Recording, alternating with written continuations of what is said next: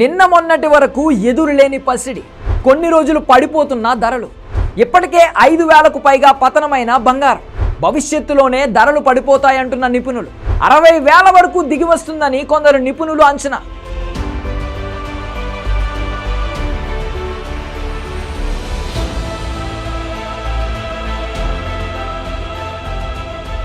నిన్న మొన్నటి వరకు ఆకాశానికి నిచ్చెనలు వేసింది, పట్టపగ్గాలు లేకుండా పరుగులు పెట్టింది. సీన్ కట్ చేస్తే గత 3-4 రోజులుగా బంగారం ధరలు ఊహించని విధంగా పతనమవుతున్నాయి. 1,00,000 మార్క్ దాటిన పసిడి ఇవాళ ఒకే రోజు 2,000 తగ్గింది. భవిష్యత్తులోనూ బంగారం ధరలు పడిపోతాయా? 60,000కు పతనం అవుతుందా? ఇదే స్థాయిలో మరికొన్ని క్షీణించే అవకాశం ఉంది.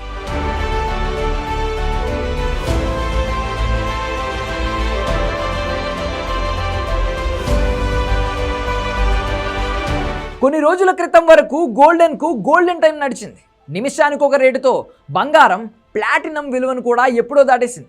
ఇప్పుడు భూమి మీద బంగారం కంటే విలువైన లోహం కానీ, సురక్షిత పెట్టుబడి సాధనం కానీ లేదంటే అతిశయోక్తి కానే కాదు. 2000 సంవత్సరంలో తులం 4,000 రూపాయలున్న బంగారం ఇప్పుడు 1,00,000 దాటేసింది.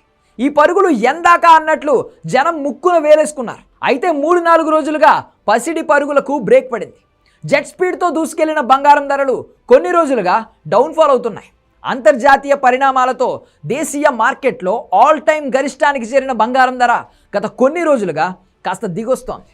గురువారం ఒక్కరోజే 10 గ్రాముల పుత్తడి ధర దాదాపు 2,000 పైనే తగ్గింది. 24 క్యారెట్ల మేలిమి బంగారం ధర 2,180 రూపాయలు తగ్గడంతో 10 గ్రాములు 95,730 పలుకుతోంది. దాదాపు 10 రోజుల్లో పసిడి ధర దాదాపు 5,000 మేర తగ్గింది. అటు అంతర్జాతీయ మార్కెట్లోనూ బంగారం ధర కాస్త దిగొచ్చింది. ప్రస్తుతం ఔన్స్ ధర $3,236.94 వద్ద ట్రేడ్ అవుతోంది. అమెరికా చైనా మధ్య వాణిజ్య ఉద్రిక్తతలు కాస్త తగ్గుముఖం పట్టడం, రష్యా ఉక్రెయిన్ మధ్య శాంతి ఒప్పందాలు సంకేతం కనిపించడం, డాలర్ విలువ బలపడుతూ ఉండడంతో పుత్తడికి గిరాకీ తగ్గినట్లు విశ్లేషకులు చెబుతున్నారు. దీంతో వరుసగా రెండో రోజు పుత్తడి ధర దిగొచ్చిందని అంటున్నారు. త్వరలోనే అమెరికా ఆర్థిక గణాంకాలు వెలువడనున్నాయి. ఇవి కూడా పసిడి ధరలపై ప్రభావం చూపే అవకాశాలున్నట్లు తెలుస్తోంది. అక్షయ తృతీయ సందర్భంగా దేశీయ మార్కెట్లో బంగారానికి గిరాకీ పెరిగింది.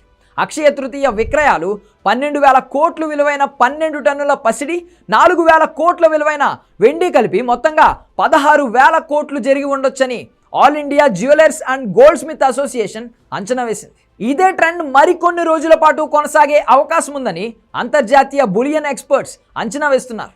రాబోయే రోజుల్లో 10 గ్రాముల ధర 60,000కి పడిపోవచ్చు అంటున్నారు నిపుణులు. మరోవైపు గోల్డ్ రేట్స్ కొన్ని రోజుల పాటు భారీగా తగ్గవచ్చనే అంచనాలు వెలువడుతున్నాయి. ఇంటర్నేషనల్ అనలిస్టుల విశ్లేషణ ప్రకారం ఈ స్థాయి నుండి గోల్డ్ రేట్ 20% క్షీణించే అవకాశం ఉందని అంచనా వేస్తున్నారు. చెబుతోన్న లెక్కల ప్రకారం దేశీయ మార్కెట్లో గోల్డ్ రేట్ 60,000కు పడిపోయే అవకాశం ఉందని చెబుతున్నారు. అయితే దేశీయ అనలిస్టులు మాత్రం దీనికి భిన్నమైన విశ్లేషణ చేస్తున్నారు. గోల్డ్ రేట్స్ దిగి వచ్చే ఛాన్స్ ఉన్నప్పటికీ మరీ భారీ పతనం ఉండకపోవచ్చని అభిప్రాయపడుతున్నారు. ఎవరి లెక్కలు ఎలా ఉన్నా బంగారం ధరలు దిగి రావాలని సామాన్య ప్రజలు ఆశగా ఎదురుచూస్తున్నారు. బంగారం వినియోగంలో భారత్ ప్రపంచంలోనే మొదటి స్థానంలో ఉంది. వరల్డ్ గోల్డ్ కౌన్సిల్ రిపోర్ట్ ప్రకారం 2017 నాటికే దేశం ఇళ్లలో ఉన్న బంగారం దాదాపు 24,000 టన్నులు.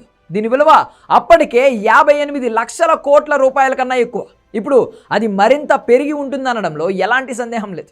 భారత్లో బంగారం వినియోగం ప్రపంచంలోనే అత్యధికంగా 28% ఉంది. తరువాతి స్థానం చైనాది. భారత్లో బంగారానికి గిరాకీ బాగున్నా ఇక్కడ ఉత్పత్తి తక్కువ కాబట్టి దిగుమతులే ఆధారం. అందుకే భారీగా పసిడి దిగుమతి చేసుకునే దేశాల్లో భారత్ ముందు వరుసలో ఉంటుంది. ఆర్థికంగా ఒడిదుడుకులు ఎదురైన స్థిరత్వం కోసం బంగారాన్ని మించింది లేదని ఆర్బీఐ కూడా బలంగా నమ్ముతోంది. ఒక్క ఆర్బీఐయే కాదు, ప్రపంచవ్యాప్తంగా ఉన్న కేంద్ర బ్యాంకుల ఆలోచనలు ఇలాగే ఉన్నాయి. గత ఏడాదితో పోలిస్తే ఈ ఏడాది అన్ని కేంద్ర బ్యాంకులు బంగారం నిల్వలు పెంచుకోవాలనే చూస్తున్నాయి.